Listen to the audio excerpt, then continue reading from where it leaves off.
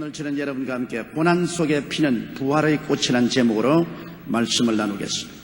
영국의 고고학자들이 애굽의 피라미드를 연구하던 중 그 안에서 미라의 손에 쥐어진 한 줄기 꽃을 발견했는데 외부의 공기와 접촉하자 순간적으로 꽃은 산산조각으로 부서지고 단지 꽃이만 남았는데 3000년이 넘는 꽃씨를 그곳에서 얻었습니다.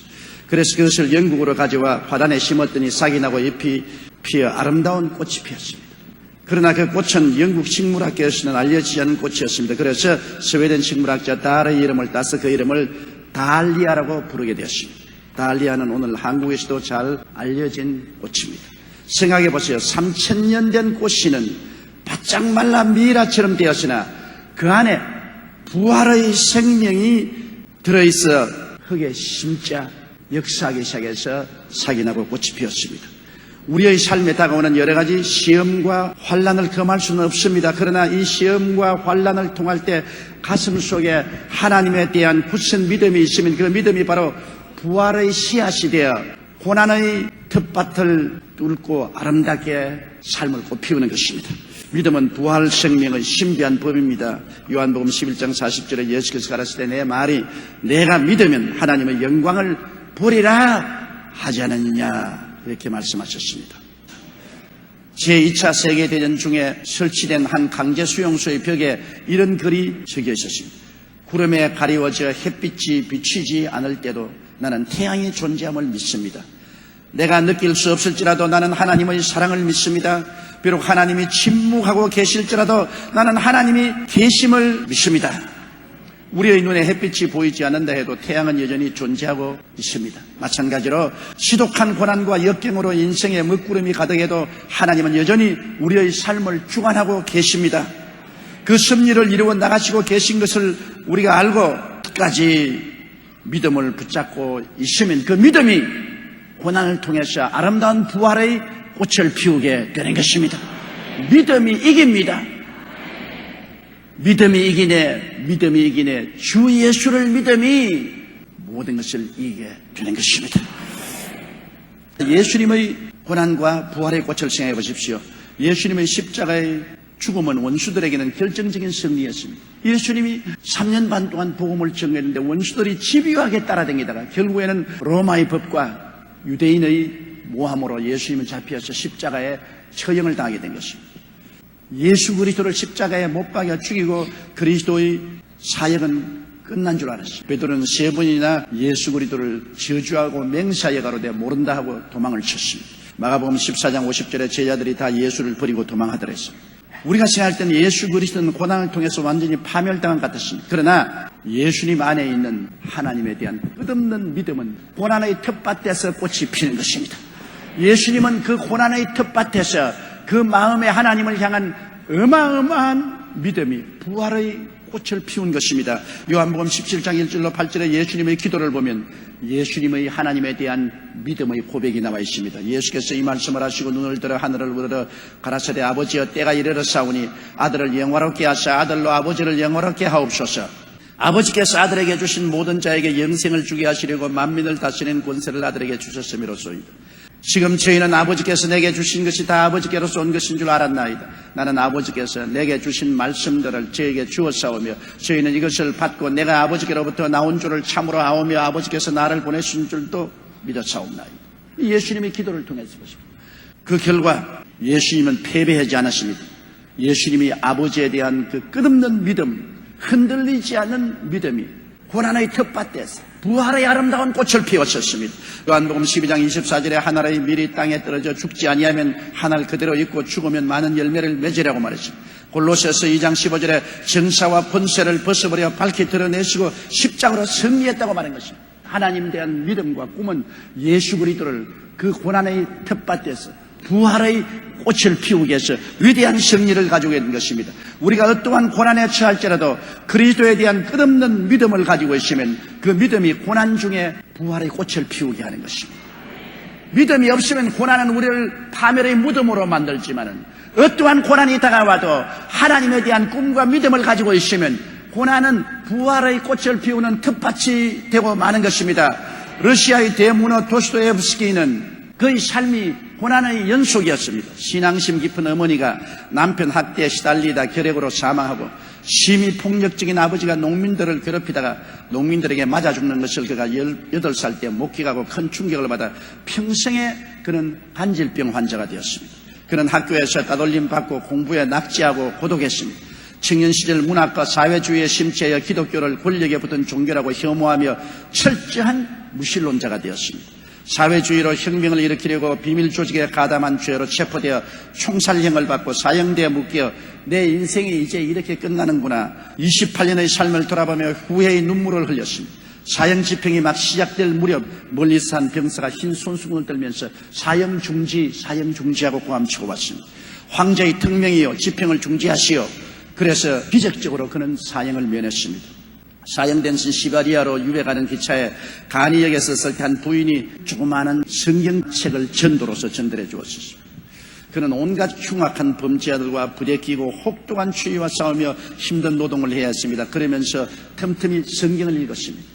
작은 성경 속에서 그는 하나님의 음성을 듣고 예수 그리스도를 만나 그의 구세주로 영접하게 되었습니다. 그리고 고백하기를 누가 내게 그리스도는 진리가 아니다라고 증명해도 나는 나를 위해 십자가에 피 흘려 돌아가신 예수님과 함께 있고 싶다고 뜨거운 신앙 고백을 했습니다. 그는 4년간의 유배 생활을 마치고 고향으로 돌아온 후 그동안의 고난의 체험과 깨달음을 통해 주옥 같은 소설들을 써내려갔습니다. 죄와 벌, 가라마조포의 형제들, 이러한 불후의 명작들은 그가 겪은 고통이 작품 속에 절묘하게 스며들어 새롭게 태어난 것입니다. 마음속에 증오와 미움을 품고 하나님과 교회를 혐오하던 청년, 불우하고 외로운 어린 시절 극심한 생활고에 시달리던 간질병 환자, 철저한 무신론자로 사회주의 이념에 심취했던 실패한 혁명가, 사형을 언도받고 죽어야 했던 그가 예수 그리스도를 만남으로 예수님에 대한 꿈을 갖게 되고 믿음을 얻게 됐자 그 고난의 텃밭에서 위대한 문학 작품을 생산해 나가는 부활의 꽃을 피우게 된 것입니다. 그가 그 고난 속에 예수 그리스도를 만나고 그리스도에 대한 꿈과 믿음을 갖지 않았더라면 그는 고난에서 사라져버리고 말았을 것입니다. 고난이 무덤이 되지 않고 부활의 영광이 된 것은 그가 예수 그리스도에 대한 꿈과 믿음을 가지고 있었기 때문인 것입니다. 고난의 역정 없는 요셉의 영광이 있었겠습니까? 요셉이 형들에게 팔려서 10년 종살이 3년 감옥살이가 없었은들 그 영광스러운 자리에 올라갈 수 있었겠습니까? 예수 그리스도께서 십자가에 몸짓고 피 흘려 죽으신 고난이 없었은들 예수님이 부활의 영광을 가질 수가 있었겠습니까? 이사야 53장 10절에 야훼께서 그로 상함을 받게 하시기를 원하사 질고를 당케 하셨은즉 그 영혼을 속군 제물로 드리게 이르면 그가 씨를 보게 되며 그 날은 길 것이요 그의 손으로 야훼의 뜻을 성취하라고 말한 것입니다. 고난 후에 부활의 꽃이 피게 되는 것입니다. 크고 작은 고난의 텃밭 없이 우리 믿음이 피우는 성공의 부활의 꽃이 없습니다. 로마서 8장 17절로 18절에 자녀이면 또한 후사꽃 하나님의 후사요 그리스도와 함께한 후사니 우리가 그와 함께 영광을 받기 위하여 고난도 함께 받아야 될 것이라. 생각한데 현재의 고난은 장차 우리에게 나타날 영광과 좋게 비교할 수 없도다. 베드로전서 1장 7절에 그러므로 너희가 이제 여러 가지 시험을 인하여 잠깐 근심하게 되지 않을 수 없으나 오히려 크게 기뻐하도다. 너희 믿음의 시련이 불로 연단하여도 없어질 금보다 더 귀하여 예수 그리스도에 나타나실 때 칭찬과 영광과 존귀를 얻게 하려면이라고 했습니다. 그러므로 그리스도에 대한 꿈과 믿음이 있는 이상 고난은 우리에게 부활의 꽃을 피우는 텃밭이 되는 것입니다. 그리스도에 대한 꿈과 믿음이 없는 고난은 절망의 무덤이 되지만은 그리스도에 대한 꿈과 믿음이 있는 이상 어떠한 고난도 우리에게는 부활을 이루는 텃밭이 되는 것입니다. 우리 은평대교구 이영미 자매님의 간증입니다. 2002년 여름 3부 예배를 마치고 나오던 자매님은 남편이 위급하니 병원으로 급히 오라는 연락을 받았습니다. 그 순간 남편을 잃게 될지 모른다는 두려운 생각이 들었습니다. 응급실로 달려간 자매님의 눈에는 주사바늘을 8개나 꽂고 있는 남편의 모습이 보였습니다. 남편은 주일날 북한산 등반을 하다가 심장마비로 쓰러져 헬기로 긴급 후송된 것입니다. 자매님은 남편을 살릴 수만 있다면 아니 남편이 구원받지 못하고 죽어서는 안 된다고 생각하고 간절히 기도했습니다. 그러던 중 사람이 감당할 시험받기는 당한 것이 없나니 하나는 미쁘사 시험당할 즈음에 또한 피할 길을 내사 너희로 너희 감당케 하시나니라. 하나님의 미세한 음성이 들려왔습니다. 하나님이 이 시험을 이기게 해주시겠다. 하나님의 음성의 확신을 가진 자매님은 감사의 기도를 드리고 함께 있던 셀 지역장에게 우리 남편이 이렇게 심장마비가 걸려서 혼수 상태에 빠진 것은 하나님이 깨뜨려서 구원하여 새 사람 만들려고 그렇게 하십니다. 그는 긍정적인 시인을 했습니다. 의사는 설사 깨어난다 해도 한동안 뇌사 상태에 있었기 때문에 합병증으로 생명이 위험할 수 있다고 말했습니다. 그러나 자매님은 오히려 아니요, 하나님을 사랑하는 자 곧 그 뜻대로 부르심을 입은 자들에게는 모든 일이 합동하여 선을 이룹니다. 하나님께 긍정적으로 말했습니다.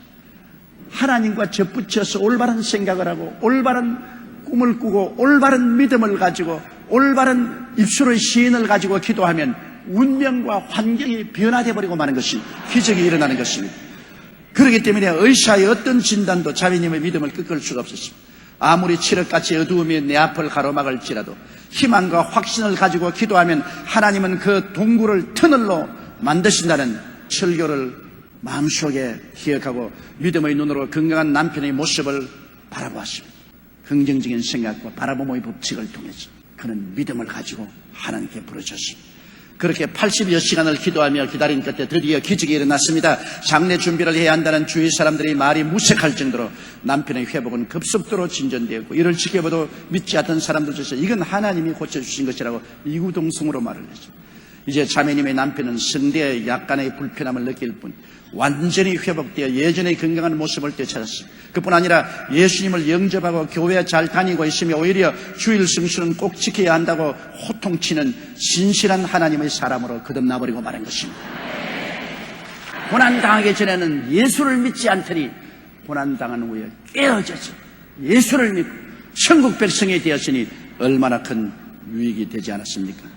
고난받을 때 그 고난의 처절한 아픔과 고통만 바라보고 있어서는 안 되는 것입니다. 그 고난이 결국에는 내가 하나님에 대한 꿈과 믿음을 저버리지 않으면 하나님에 대한 꿈과 믿음의 씨앗이 그 고난의 텃밭에 심어졌으므로 부활의 꽃을 피운다는 꿈을 가져야 되는 것입니다. 꿈이 있는 백성은 망하지 않습니다. 꿈이 있으면 고난은 상상할 수 없는 영광을 가져오는 것입니다. 히브리서 10장 38절에 오직 나의 의인은 믿음으로 말미암아 살리라. 또한 뒤로 물러가면 내 마음이 저를 기뻐하지 아니하리라. 끝까지 믿으라고 성경은 말하고 있습니다. 마가복음 9장 23절에 예수께서 이르시되 할 수 있거든이 무슨 말이냐. 믿는 자에게는 능치 못하심이 없나니라. 믿음이 이깁니다, 여러분. 고난을 당해서 원망 불평 탄식하면 믿음을 잃어버리기 때문에 부활할 씨앗이 없습니다. 그러므로 고난당할 때 오히려 감사의 기도와 하나님의 도우심을 구했습니다. 잠언서 18장 21절에 죽고 사는 것이 혀의 권세에 달렸나니 혀를 쓰기 좋아하는 자는 그 열매를 먹으리라고. 마가복음 11장 23절에 그 말한 것이 이룰 줄 믿고 마음에 의심하지 아니하면 그대로 되리라. 고난은 동일하나 고난당하는 사람은 같지 않다. 악인은 고난 중에 하나님을 비방하고 욕하지만 성인은 고난 중에도 하나님을 찾으며 찬양한다고 말했었습니다. 모두 다 고난을 싫어하고 영화는 원합니다. 그러나 영광은 고난의 텃밭에서 자라난 믿음의 꽃인 것을 잊지 말아야 되는 것입니다. 고난 없는 영광은 없습니다. 십자가 없는 연유관은 절대로 없습니다. 우리가 고난의 밤을 마음속 믿음의 불꽃으로 밝히고 인내하고 기도하고 나아가면 부활의 아침이 옵니다. 영광의 꽃을 반드시 피게 되는 것입니다. 너희 중에 고난당한 자가 있느냐? 저는 기도할 것이요. 즐거워하는 자가 있느냐? 저는 찬송할지라고 성경은 말씀하고 있는 것입니다. 우리 다 같이 고개 숙여 기도드리겠습니다. 사랑이 많으시고 거룩하신 아버지 하나님, 고난은 부정적으로 대하면 우리의 파멸의 무덤이 되고 긍정적으로 대하면 부활을 가져오는 텃밭이 되는 것이옵니다. 우리 마음속에 하나님에 대한 꿈과 믿음을 가지고 고난을 다하면 어떠한 고난도 우리의 부활의 꽃을 피우는 텃밭이 되옵니다. 믿음이 장성한 사람은 고난을 원망하고 불평하고 탄식할 것이 아니라 오히려 고난 중에 기뻐하고 즐거워하며 하나님에 대한 꿈과 믿음으로서 하나님 앞에 신앙 고백을 할 때 고난은 아름다운 부활의 꽃을 피우는 텃밭으로 변화되고 만다는 것을 알게 도와 주시옵소서. 예수님 이름으로 기도드리옵나이다. 아멘.